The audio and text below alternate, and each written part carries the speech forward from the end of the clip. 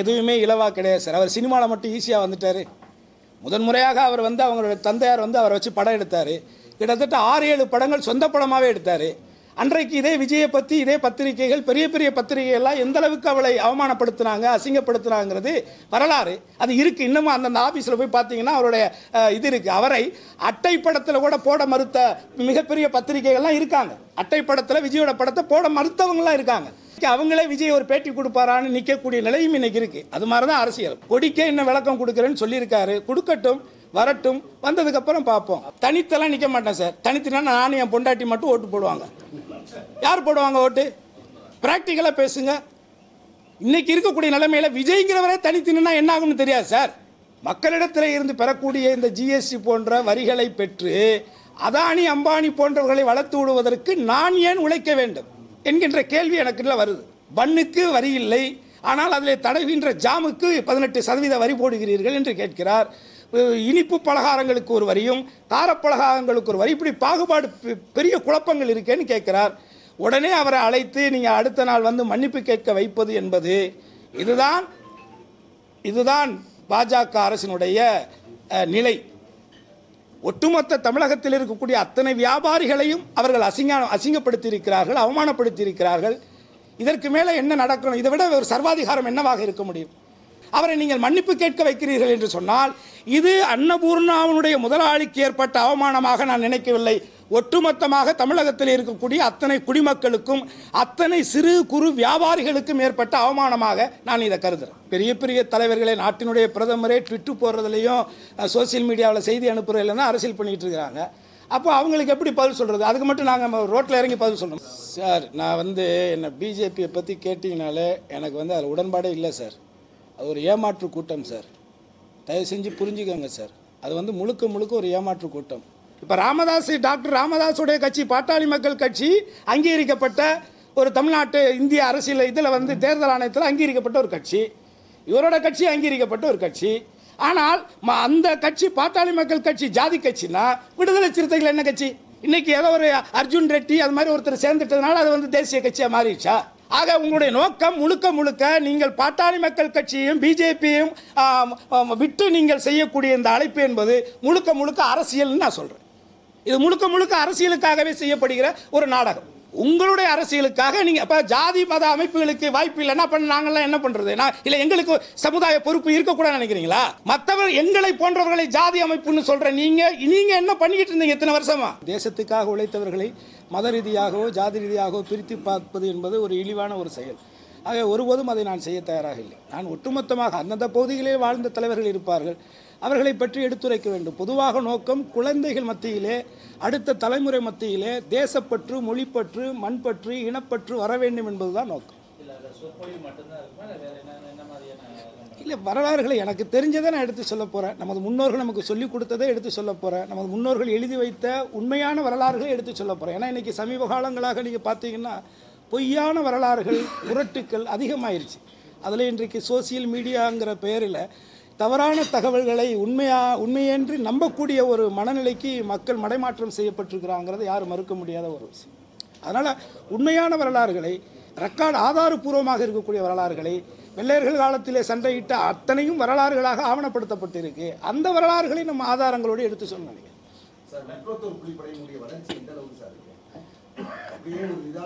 அது அவ்வளோதான். ஏன்னா முதல்ல இது வந்து இந்த அமைப்பை பொறுத்தவரை உங்கள் எல்லாருக்குமே தெரியும். இங்கே எதையும் மறைச்செல்லாம் பேச முடியாது. என்னை பொறுத்தவரை என்னுடைய தலைவரும் என்னுடைய கடவுளும் பசும்பொன்னார் தான். அதில் நான் பலமுறை இதை நான் சொல்லியிருக்கிறேன். இதற்கு காரணம் என்ன அப்படின்னு சொன்னால் அவர்கள் வாழ்ந்த அந்த தூய ஒரு வாழ்க்கை தான். எல்லாரும் வந்து இதை வந்து அதாவது ஃபார்வர்ட் பிளாக்குங்கிற கட்சியை உருவாக்கியவர் யார்? சுபாஷ் சந்திர போஸ். அதை தலைமையேற்று நடத்தியவர் தான் தேவர். ஆனால் அந்த கட்சியினுடைய சாயமே அது ஜாதி கட்சியாகத்தான் அன்றைய காலத்திலிருந்து பரப்பப்பட்டு இன்றைய வரைக்கும் அது நிலைநாட்டப்பட்டிருக்கிறது. ஒரு பொய் திரும்ப திரும்ப சொல்லப்பட்டு அது உண்மையாக்கப்படுது. அதனால் இந்த அமைப்பை பொறுத்தவரை இது ஒரு கல்வி அறக்கட்டளையாக உருவாக்கப்பட்ட அமைப்பு. ஏற்கனவே நான் சொன்னதைப் போல அன்றைய காலகட்டத்தில் 2007 2009 வரை அன்றைக்கு தமிழகத்தில் இருந்த கிட்டத்தட்ட 120க்கும் மேற்பட்ட அகதிகள் முகாமில் இருந்த மாணவ மாணவிகளிலே 1000க்கும் மேற்பட்ட மதிப்பெண்களை பெற்ற மாணவ மாணவிகளை தேர்ந்தெடுத்து அதை நீதிமன்றத்தில் உத்தரவு பெற்று அதற்கு நான் பொருளாதார உதவி செய்து அவர்களை படிக்க வைத்து பட்டதாரி ஆக்கியதனுடைய நோக்கம்தான். அதை தொடர்ச்சியாகத்தான் புரட்சித் தலைவர் அம்மா அவர்கள் எனக்கு அந்த வாய்ப்பை கொடுத்தார்கள். ஆகவே இது அரசியல் கட்சி அல்ல, இது ஒரு அமைப்பு, இது ஒரு அறக்கட்டளை. இந்த அறக்கட்டளை கல்வி ரீதியாக தடுக்கப்படுகிற வறுமை நிலையில் இருக்கக்கூடிய மாணவ மாணவிகளை தேர்ந்தெடுத்து உதவி செஞ்சது. காலப்போக்கில் அது இன்றைக்கு இந்த நிலையில் இருக்குது. ஆகவே நாம் யாருக்கும் தாழ்ந்தவர் அல்ல, நமக்கு யாரும் தாழ்ந்தவர் அல்ல என்கின்ற தெய்வ திருமகனாருடைய வாக்குதான் இந்த அமைப்பினுடைய நிலைப்பாடு. ஆமாம், இல்லை அது அதாவது ஜிஎஸ்டி நியாயமாக நான் ஒரு நடிகனாக நான் சம்பாதிக்கிற பணத்தில் 18% நான் ஜிஎஸ்டியாக கட்டுறேன். ஒரு நாட்டினுடைய சட்டத்திட்டத்தை நான் மதிக்கிறேன். இந்த நாட்டினுடைய குடிமகனாக இந்த தேசத்தினுடைய நலனுக்காக நான் அதை ஏற்றுக்கிறேன். நான் வறுமையில் தான் இருக்கேன். ஆனாலும் நான் சம்பாதிக்கக்கூடிய அந்த பணத்தில் 18%, 1 லட்சம் ரூபாய் நான் சம்பளம் பெற்றேன். ஆனால் 18,000 ரூபாயை இந்த தேசத்திற்கு நான் கொடுக்குறேன். அதனுடைய நோக்கம், இதை வசூல் செய்கின்ற இந்த அரசு அந்த பணத்தை மக்களுடைய நலனுக்காக, மக்களுடைய எதிர்கால திட்டங்களுக்காக, எதிர்கால சந்ததிகளுக்காக செலவிடுகிறதா என்று பார்த்தால் அது இல்லை. மக்களிடத்தில் இருந்து பெறக்கூடிய இந்த ஜிஎஸ்டி போன்ற வரிகளை பெற்று அதானி அம்பானி போன்றவர்களை வளர்த்து விடுவதற்கு நான் ஏன் உழைக்க வேண்டும் என்கின்ற கேள்வி எனக்குள்ள வருது. ஆக இந்த ஒரு வியாபாரி சங்கத்தினுடைய பிரதிநிதியாக கலந்து கொண்ட அந்த அன்னபூர்ணாவினுடைய முதலாளி அவர்கள் அடிப்படையிலே ஒரு சராசரி குடும்பத்தில் பிறந்து உழைத்து வாழ்க்கையிலே முன்னேறி இன்றைக்கு ஒட்டுமொத்த உழைப்பால் உயர்ந்த அந்த சிறு பெரு வியாபாரிகளுக்கு அவர் ஒரு பிரதிநிதியாக அந்த நிகழ்விலே கலந்து கொண்டிருக்கிறார். அவர் உண்மையை கேட்கிறார். பன்னுக்கு வரி இல்லை, ஆனால் அதில் தடவுகின்ற ஜாமுக்கு 18% வரி போடுகிறீர்கள் என்று கேட்கிறார். இனிப்பு பலகாரங்களுக்கு ஒரு வரியும் காரப்பலகாரங்களுக்கு ஒரு வரி, இப்படி பாகுபாடு பெரிய குழப்பங்கள் இருக்கேன்னு கேட்கிறார். உடனே அவரை அழைத்து நீங்கள் அடுத்த நாள் மன்னிப்பு கேட்க வைப்பது என்பது இதுதான் பாஜக அரசினுடைய நிலை. ஒட்டுமொத்த தமிழகத்தில் இருக்கக்கூடிய அத்தனை வியாபாரிகளையும் அவர்கள் அசிங்கப்படுத்தி இருக்கிறார்கள், அவமானப்படுத்தி இருக்கிறார்கள். இதற்கு மேலே என்ன நடக்கணும்? இதை விட ஒரு சர்வாதிகாரம் என்னவாக இருக்க முடியும்? ஒரு கலந்தாய்வு கூட்டத்திலே கேட்கின்ற கேள்விக்கு பதிலை சொல்லுகின்ற ஒருவரை நீங்கள் மீண்டும் அழைத்து அவரை நீங்கள் மன்னிப்பு கேட்க வைக்கிறீர்கள் என்று சொன்னால் இது அன்னபூர்ணாவினுடைய முதலாளிக்கு ஏற்பட்ட அவமானமாக நான் நினைக்கவில்லை. ஒட்டுமொத்தமாக தமிழகத்தில் இருக்கக்கூடிய அத்தனை குடிமக்களுக்கும் அத்தனை சிறு குறு வியாபாரிகளுக்கும் ஏற்பட்ட அவமானமாக நான் இதை கருதுகிறேன். சார், அதாவது பார்த்தீங்கன்னா ஒவ்வொரு முறையும் மத்திய அரசாங்கத்தை பொறுத்தவரைக்கும் பல்வேறு பிரச்சனைகளை தொடர்ந்து பண்ணிட்டே இருக்காங்க. யாருக்கும் ஒரு கேள்வி கேட்டால் அமலாக்கத்துறை உள்ளிட்ட பல்வேறு பிரச்சனை இருக்கு. ஆனால் அவங்களை எதிர்த்து கேட்கக்கூடிய நபர்கள், அரசியல் தலைவர்களாக இருக்கட்டும், யாருமே இன்னும் இல்லைன்ற மாதிரியான ஒரு அப்படியெல்லாம் கிடையாது. அதெல்லாம் இருக்கு, இல்லை இருக்காங்க, அதெல்லாம் இருக்காங்க. ஏன் இப்போ ராகுல் காந்தி பாராளுமன்றத்தில் கடந்த எதிர்கட்சி தலைவராக பொறுப்பேற்று ஏன் எல்லாரும் தான் இப்போ அப்படி இல்லைங்க. இதில் இப்போ ஒரு கருத்து சொல்கிறாங்க. இன்னைக்கு பெரிய பெரிய தலைவர்களே, நாட்டினுடைய பிரதமரே ட்விட்டு போடுறதுலையும் சோசியல் மீடியாவில் செய்தி அனுப்புறதுல தான் அரசியல் பண்ணிக்கிட்டு இருக்கிறாங்க. அப்போ அவங்களுக்கு எப்படி பதில் சொல்கிறது? அதுக்கு மட்டும் நாங்கள் ரோட்டில் இறங்கி பதில் சொல்லணுமா? அவர் சோசியல் மீடியாவில் சொல்கிறாரு, நாங்களும் சோசியல் மீடியாவில் சொல்கிறோம். அதனால் அவருடைய கருத்துக்களை இங்கே எல்லாரும் ஏற்றுக்கிட்டதால அர்த்தம் கிடையாது. இது போன்ற ஒரு நிகழ்வு இருக்கிற பட்சத்தில் முன்னாள் தலைவர்களான கலைஞர், ஜெயலலிதா அது மாதிரி விட்டுருப்பாங்களா? அந்த வல்லமை இப்போ சார், அந்த காலகட்டங்கள் மாறிடுச்சு. ஒருத்தருடைய ஆளுமையை அடுத்து வரக்கூடிய தலைமுறைகிட்ட இருக்குன்னு எதிர்பார்க்கிறதே முதல்ல சரியான இது இல்லை. ஒவ்வொருத்தரும் ஒவ்வொரு நிலைப்பாடு. யாருக்கு தெரியும் சார்? அரசியல் தானே, இது சராசரி அரசியல். நாளைக்கு யார் வேணாலும் நாளைக்கு ஒரு மிகப்பெரிய ஒரு எதிர்ப்பு சக்தியாக ஒன்று உருவாகிறதுக்கு வாய்ப்புகள் இருக்குது. அதனால் பொதுவாக எந்த ஒரு அரசியல் கட்சியாக இருந்தாலும் மக்களுக்கு விரோதமான கருத்துக்களை இப்போ தேசிய கல்விக் கொள்கையை கொண்டு வராங்க. அதை நம்ம முழுமையாக எதிர்க்கிறோம், தொடர்ச்சியாக எதிர்க்கிறோம். இதில் என்ன எதிர்க்கிறீங்க? அந்த அமைச்சர் என்ன சொல்கிறாரு? நாங்கள் தாய்மொழி கல்வியை வளர்க்குறது கொண்டும்போது இந்த அரசாங்கம் அதுக்கு தடை அணிக்குதுன்னு சொல்கிறாரு. அது எவ்வளோ பெரிய அபத்தமான பொய்ங்கிறது. அதுக்குள்ளே போய் நீங்கள் படிக்கணும். நீங்கள் வர்ற சோசியல் மீடியாவில் வர்ற செய்திகளை மட்டுமே நீங்கள் படிக்கிறத விட்டுட்டு இந்த மாதிரி ஒரு மத்திய அமைச்சர் சொல்கிறாரு, அப்படி ஒரு தாய்மொழி கல்வியை மறுக்கக்கூடிய அளவுகளையா தமிழ்நாடு அரசாங்கம் இருக்குது? அந்த அளவுக்கு தமிழர்கள் என்ன முட்டாளாவாக இருக்காங்க? அது கிடையாது. அதனுடைய நோக்கம் வேறு. அவர்களுடைய நோக்கம் என்பது இந்த மாதிரியான கல்விக் கொள்கையை கொண்டுவிட்டு ஏழை எளிய மாணவர்கள் எப்படி மருத்துவ கல்வி இன்னைக்கு படிக்க முடியாத ஒரு எட்டாத கனியாக மாற்றி இருக்கோ, அது மாதிரி நாளைக்கு ஐஐடி மாதிரியான உயர்கல்விகளை உள்ளேயே தமிழர்கள் நுழைய முடியாத ஒன்றை கொண்டுட்டு வர்றதா அவருடைய உள் சூட்சமம். அதை நம்ம புரிஞ்சுக்கணும். அதுதான் இதில் நோக்கம். அதனால் எதையுமே மேலோட்டமாக நாம் பார்க்காம கொஞ்சம் ஆழமாக படித்து அதை தெரிஞ்சுக்கிட்டு ஒரு தெளிவு தெரிஞ்சுக்கிட்டு இன்றைக்கி வந்து பொதுவாகவே பார்த்தீங்கன்னா ஐயோ ஐஐடி ஐயோ நம்மளாம் போகவே முடியாது அப்படிங்கிற ஒரு பயத்தை மாணவர்கள்ட்ட உருவாக்குறாங்க. அதையும் மீறி ஒருத்தங்க போனால் ஐஐடிகள் என்னென்ன நடக்குதுங்கிறது நான் சொல்லி உங்களுக்கு நீங்கள் தெரிஞ்சுக்கணுங்கிற அவசியம் இல்லை. அதனால் தமிழர்கள் தாய்மொழி கொள்கை கல்வியை வந்து தன்னுடைய தாய்மொழி வழியாக படிப்பது என்பது தான் ஆகச் சிறந்தது. இன்றைக்கு உலக அரங்கில் சீனா போன்ற நாடுகள், ஜப்பான் போன்ற நாடுகள்லாம் வந்து தன்னுடைய தாய்மொழியில் தான் அந்த கல்வியை எந்த கல்வியாக இருந்தாலும் படிக்கிறாங்க. ஆகவே அதுதான் நடைமுறைப்படுத்தணும். இந்த தமிழ்நாட்டை பொறுத்தவரை நம்ம வந்து தேசிய கல்விக் கொள்கையை வந்து மறுக்கணும். அந்த நிலைப்பாடுல தமிழக அரசாங்கம் எடுக்கக்கூடிய நடவடிக்கைகளுக்கு முக்குளத்தோர் பிள்ளைப்படை சார்பாக என்னுடைய மனப்பூர்வமான வாழ்த்துக்களை நன்றி தெரிவித்து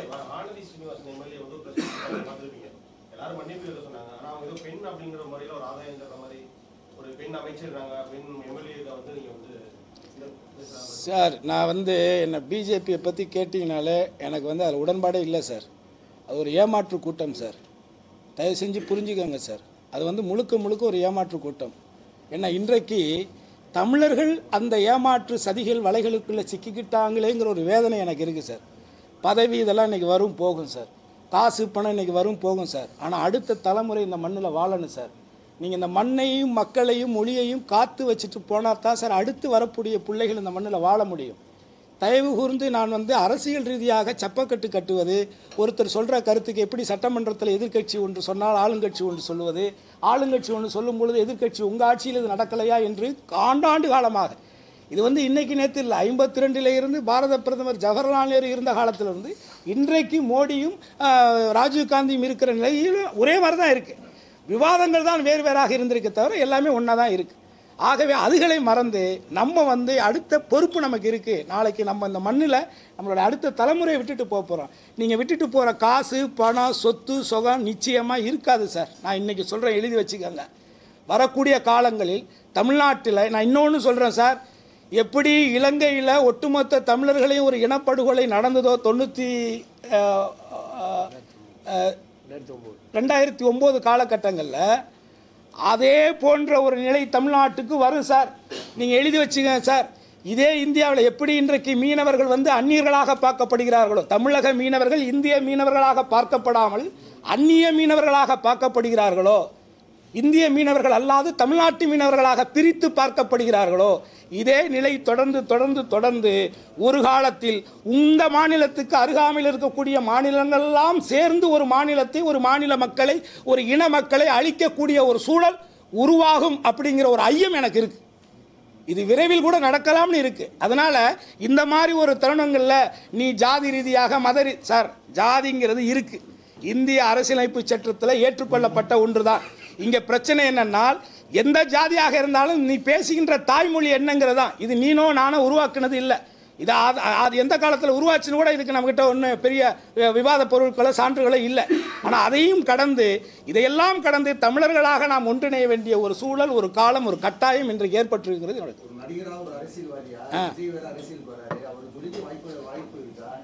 சார், அரசியலுக்கு எதுவுமே இலவாக கிடையாது சார். அவர் சினிமாவில் மட்டும் ஈஸியாக வந்துட்டார். முதன்முறையாக அவர் வந்து அவங்களோட தந்தையார் வந்து அவரை வச்சு படம் எடுத்தார். கிட்டத்தட்ட 6-7 படங்கள் சொந்த படமாகவே எடுத்தார். அன்றைக்கு இதே விஜயை பற்றி இதே பத்திரிகைகள், பெரிய பத்திரிகைகள்லாம் எந்த அளவுக்கு அவளை அவமானப்படுத்தினாங்க, அசிங்கப்படுத்தினாங்கிறது வரலாறு. அது இருக்குது. இன்னமும் அந்தந்த ஆஃபீஸில் போய் பார்த்தீங்கன்னா அவருடைய இது இருக்குது. அவரை அட்டைப்படத்தில் கூட போட மறுத்த மிகப்பெரிய பத்திரிகைகள்லாம் இருக்காங்க. அட்டைப்படத்தில் விஜயோட படத்தை போட மறுத்தவங்களாம் இருக்காங்க. ஆனால் இன்றைக்கு அவங்களே விஜய் ஒரு பேட்டி கொடுப்பாரான்னு நிற்கக்கூடிய நிலையும் இன்றைக்கி இருக்குது. அது மாதிரி தான் அரசியல். இப்போ தான் வந்திருக்காரு, உள்ளே வரட்டும். இன்னும் அவருடைய கொள்கை என்ன, நிலைப்பாடு என்ன சிந்தனை, என்ன சித்தாந்தம், எதுவுமே இன்னும் அவர் சொல்லலை. கொடிக்கே இன்னும் விளக்கம் கொடுக்குறேன்னு சொல்லியிருக்காரு. கொடுக்கட்டும், வரட்டும், வந்ததுக்கப்புறம் பார்ப்போம். அது மாநாட்டுக்கு அழைக்கட்டும். முதல்ல அவர் முதல்ல அழைக்கட்டும். அழைச்சதுக்கு இப்போ கூட ஒருத்தர் அனௌன்ஸ் பண்ணியிருக்காரு, மது ஒழிப்பு. இல்லையா, அவர் வந்து வகுப்புவாத, அதாவது ஜாதி மத அமைப்புகளுக்கு அழைப்பு இல்லை. அப்போ அவர் என்ன பண்ணிகிட்டு இருந்தார்? இத்தனை வருஷமாக என்ன பண்ணிக்கிட்டு இருக்காரு?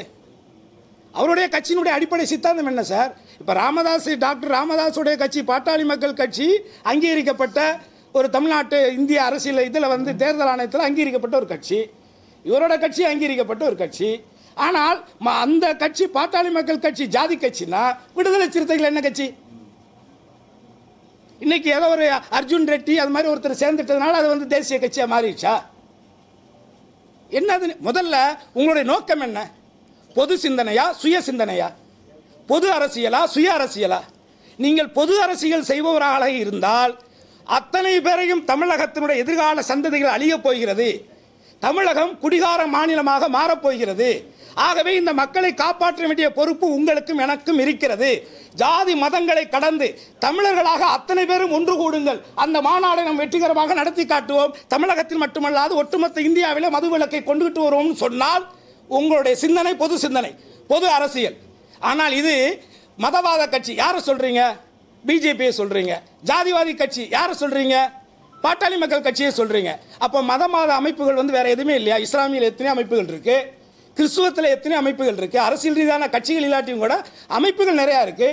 அதில் இஸ்லாமிய அமைப்புகளில் நிறைய கட்சிகளே இருக்கு. காய்தே மில்லத் உருவாக்கின முஸ்லீம் லீக் கட்சி என்ன? எந்த காலத்தில் உருவான கட்சி? இந்தியாவுடைய 3வது பெரிய கட்சி சுதந்திரம் அடைந்ததுக்கு பிறகாக.